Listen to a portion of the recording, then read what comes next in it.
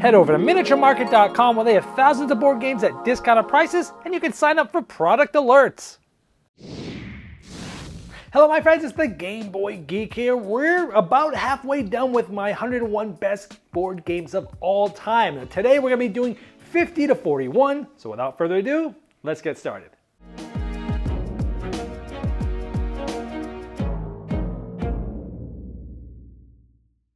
Number 50 is a game that actually came out earlier this year, and it's based on dominoes, but it takes it in a different direction. Let me give you a 1-minute overview of how Renature works. Renature is a beautiful domino laying game where you're going to be placing dominoes and matching animals when you do that, and possibly placing plants in areas that are beside where you've placed. And you'll be placing different plants that have different heights that give you more and more power.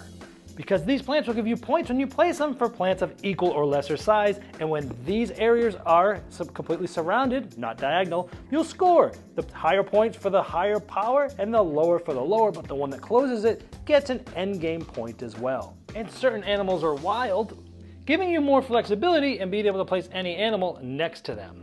But players can be sneaky because they all have neutral pieces, and if they tie, they're not considered there, so you can cause other players, including you, to score and swoop in and get the big points. And in this case, if you're all alone, you get all the points. And you can spend clouds, which can do cool things like change the wild animal, or take another turn, or take back some of the pieces that you've placed earlier. Once the dominoes run out, you'll have some secret endgame scoring, and whoever has the most is the winner. Yeah, I love it when games take classic style things like Connect 4 or Clue or Dominoes or Backgammon, takes something that people are familiar with and turns it into like a big game. And I love that they did this because they do it so well. I mean, it's basically dominoes, but there is so much more going on here. This game has so many nuances to it. It has sort of like it's got that area control element, so it is not a nice game. It's kind of mean you're messing people over. Having those neutral pieces, like you kind of play in the classic game Las Vegas, and you can like tie someone else with that neutral piece, meaning they're not there, which means maybe you can slide in and get all the points all by yourself. There are a lot of tactical, mean, devious little nuances to this game that make this so great. Also, changing the domino is wild and using those different clouds to maybe go again or maybe pull things off the board. Lots of choices here. For how easy this is mechanically, which is like play a domino and maybe place, most of the time, place one of your trees in an area that's next to it. That's it. But within that framework, oh my goodness, this game has so much depth. It's beautiful. It is mean though. If you don't like area control and messing people over and trying to have these big turns where you totally screw somebody else to slide in and get points, this one's probably not for you. But if you don't mind that, man, this game's fantastic. Renature. The next one is a historical game. It's a 2-player card-driven game called 1960 Making of the President. Now for a long time, Twilight Struggle was the #1 game on Board Game Geek, and this shares a very similar system to that game, but it's a lot more approachable. Personally, I like the theme a lot better. The art's awesome on the cards and on the board. This is that where one player is Nixon and the other player is Kennedy, and you're trying to essentially win the election. And you don't need to necessarily know the economics of the electoral college in the United States on how to do it. Essentially, each area, think of it as area control for points, and each area is worth different points. But the thing about this game that's so interesting is that there's a shared deck, so the cards, you don't know which ones you're going to get. And when you play those cards, it's possible, if the other player is planned right, that they might be able to enact part of that card before you get to do what you want to do with it. And so you're trying to like hold back things. You're also trying to like look at your hand for that turn and go, ooh, this one goes good, this should happen before this, and then this one links good to this, but I gotta do this before this. And you've got this whole thing going on, but the other player's doing things too, and they got a good plan, and you've gotta be able to have a longer term strategy and have a shorter term, what I'm gonna do this turn, but even being able to sort of pivot on a dime based upon what the opponent does and do things. Now this is a longer game, it says 90 minutes, but it usually takes 2 hours or just over 2 hours. But it flies by. The historical aspect's awesome. The card-driven aspect is awesome. It is just a great game. It's got a lot going on, but it's amazing. 1960, The Making of the President. This next one is a cooperative game with limited communication. So let me show you in just 1 minute how Beyond Baker Street works.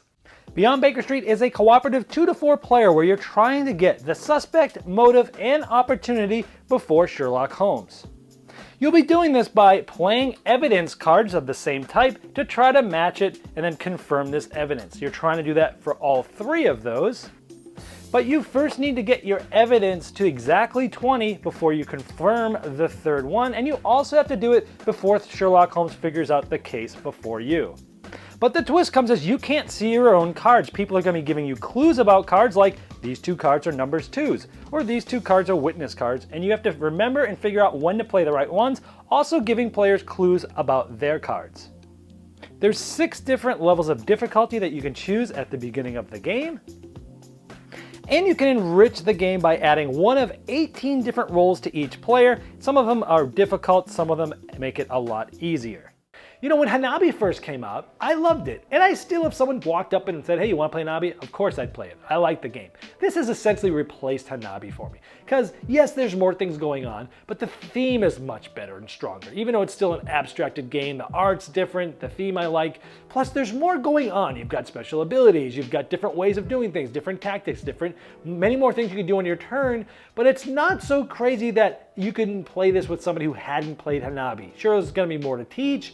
It's probably more like a next step game than sort of the gateway game that Hanabi was, but I like this one so much better. It still only takes about 20 to 30 minutes to play, but I almost never play this game just once because you've got that difficulty level and you're either going to like just miss and want to play again and win, or you're going to win and go to the next level. It's one of those things that you're going to want to just keep playing over and over again.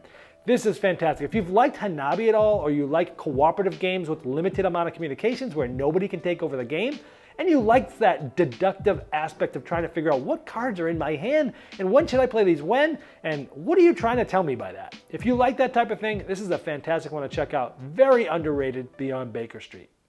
This next one is a small game, but it is a juggernaut. This is 7 Wonders Duel. This is the 2-player version of 7 Wonders that Anton Bauza had Bruno Catala, my favorite designer, come in and help co-design.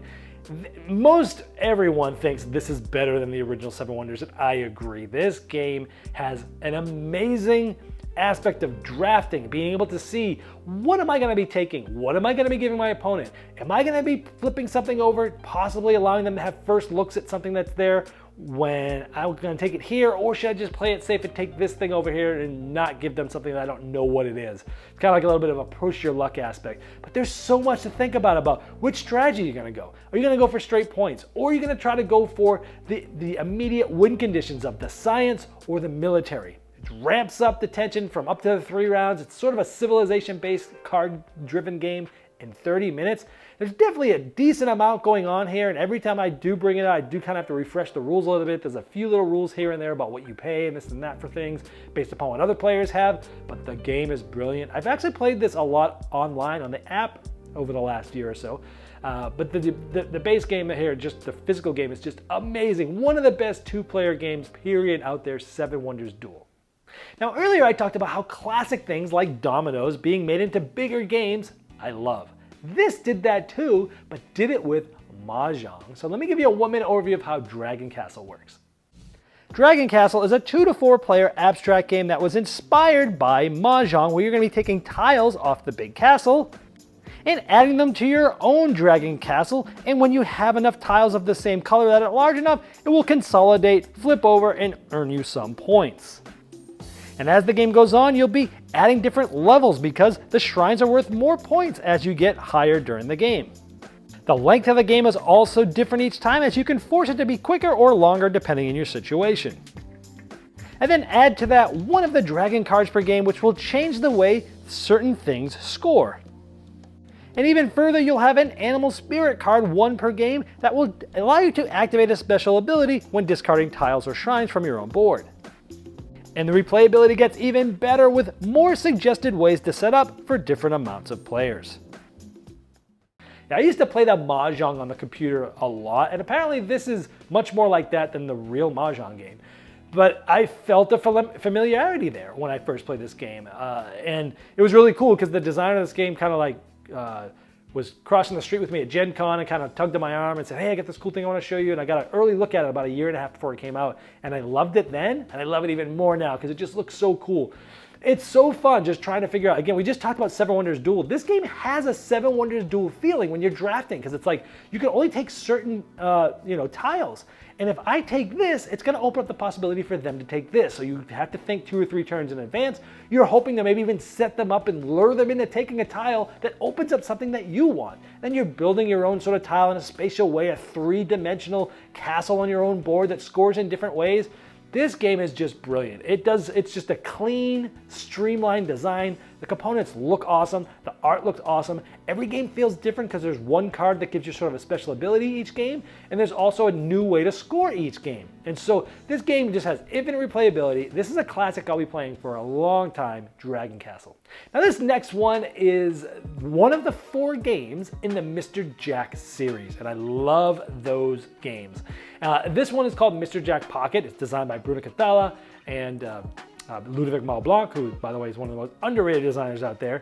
This is a quick 2-player abstract game. This plays in 15 to 20 minutes. This is probably one of the most brain-burning, quick games I have in my box. Plus, you could play this thing on a plane. I've played this on a plane on the way to Gen Con before. Doesn't take up a lot of room. One player is Jack the Ripper, and they're trying to hide. They're trying to, through an abstract nature, take moves that are going to help them hide, where the other player is the investigator, and they're trying to get it so that over the amount of rounds, they're trying to narrow down who Jack is until the point where they can catch him. And so it's sort of a cat and mouse. It's kind of like a little bit of a hidden movement style thing, even though you're not really moving in that way. But the way that the Mr. Jack system works is each round, one player gets the first choice of what's available. The next player gets 2 in a row, and then the first player again gets the last choice. And that system works so well in many other games that actually Bruno has used this in.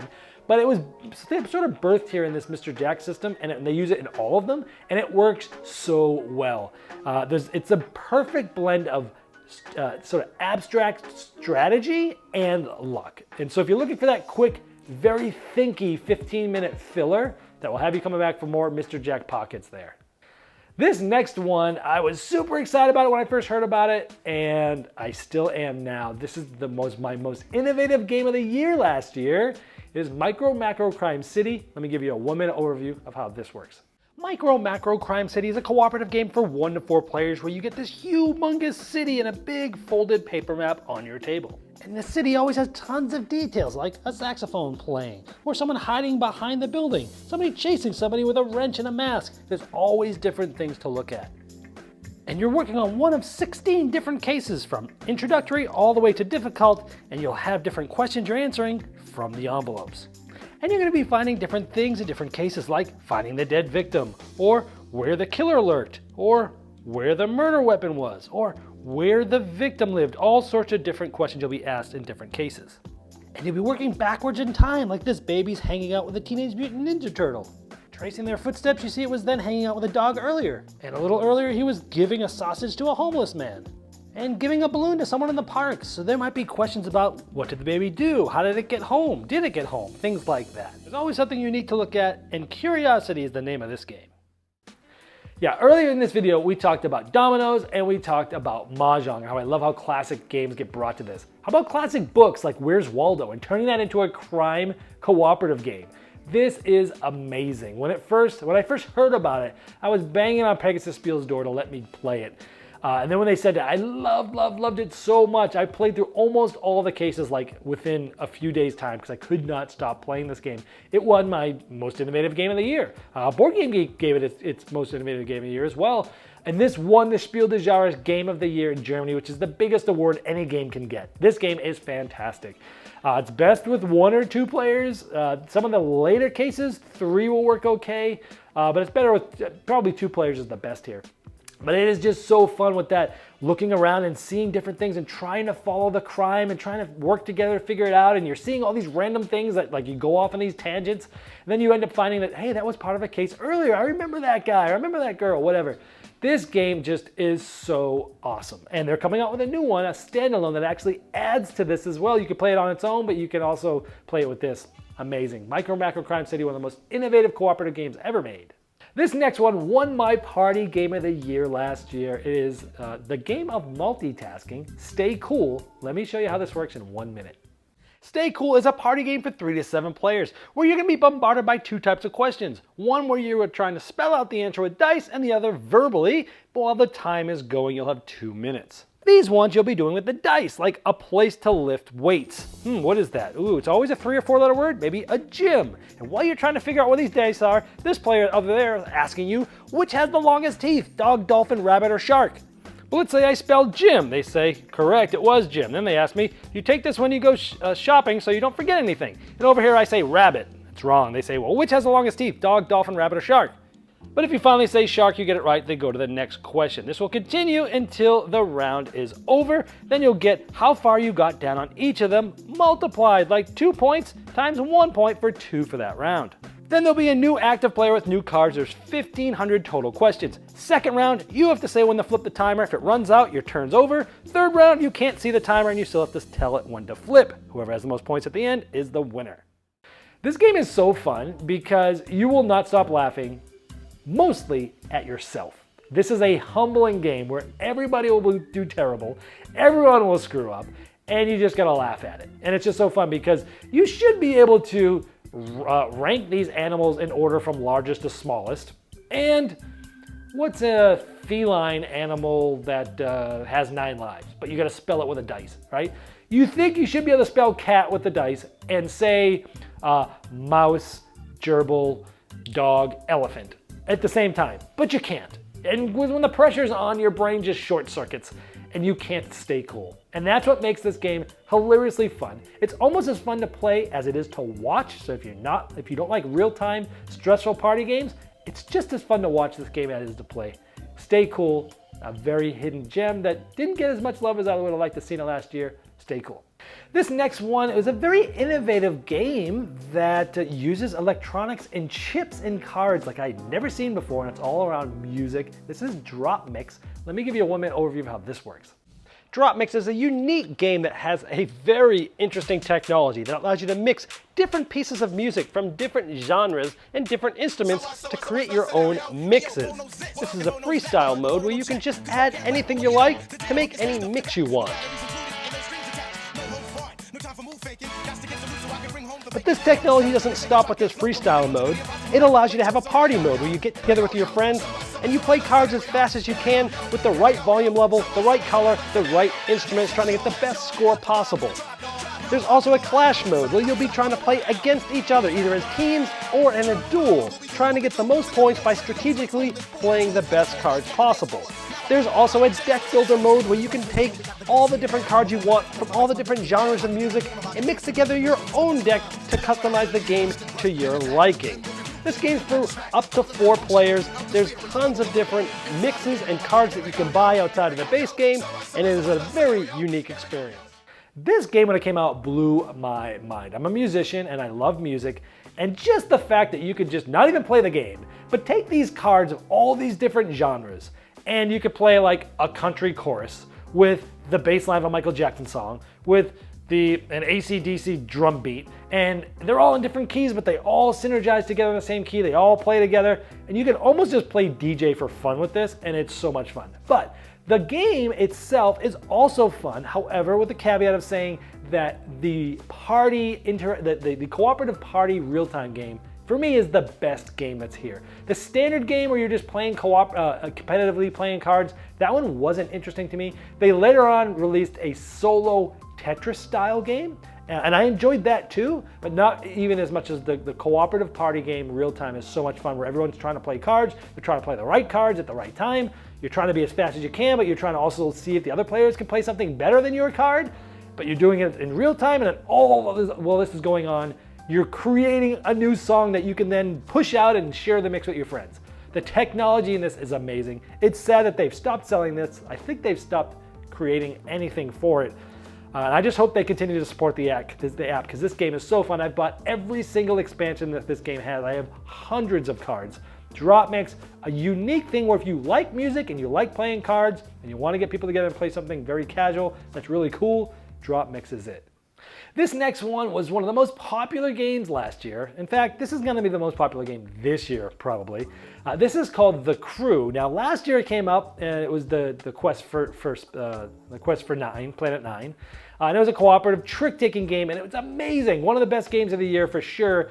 They just recently came out with the second standalone game in this called Deep Space Mission, and that game, I recently released a review saying, well, I'll never play The Crew again because the second one is even better than the first, and you don't really need to own both, in my opinion. This game, so I'm making The Crew Deep Space Mission. Either The Crew is in this spot. Pick whichever one you want. I think the second one's so much better. The Crew, it's just amazing that you can get some people together and you've got limited communication. And you're trying to finish a specific challenge. Like, hey, this person has to win a trick with the red 9. Or this player can't take any tricks. Or this one has to take this before this. Or this one has to take 2 in a row. Or all these different things, these different rules that you draft at the beginning of the round. And each round that you get past something, the challenges go up and they get harder and they get harder. It's just so fun to sit there and think through things. And the amount of communication is perfect. You can tell them whether it's, this is my highest of this color, this is my lowest of this color, or this is my only of this color.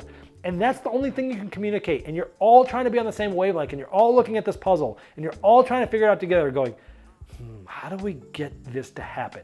And this game is just beautiful. It's better with people that know trick-taking games well, but you can start with people that don't know them well with the earlier missions and try to ramp them up. The Crew Deep Space Mission, amazing. Well, there was 50 to 41. Stay tuned or subscribe to the channel because later this week or in a few days, I'm going to be releasing the Debunking Dan's List with Greg Dixon, where we're going to go over this and talk not about how the games play as much, but our experience with the games and how his may have been different from me, or maybe they're the same. Maybe he's surprised that something's here higher or lower than it really should be, or maybe he thinks some things should not even be on this list. So keep your eyes open for that. It's been a Game Boy Geek, breaking down barriers, growing relationships through board games by helping you find the next one you'll love. Now this next one is one of the 4 games in the Mr. Jack game system designed by Bruno Cathala. This video we've talked about dominoes and, oh man, my brain's just not working. Game Toppers not only transforms your existing table to a high-quality gaming solution, they now offer full leg kits and dining cover solutions for the full table application.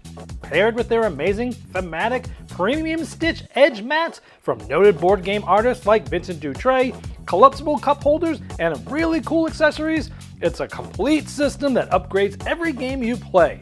Go to GameToppersLLC.com or click the link below.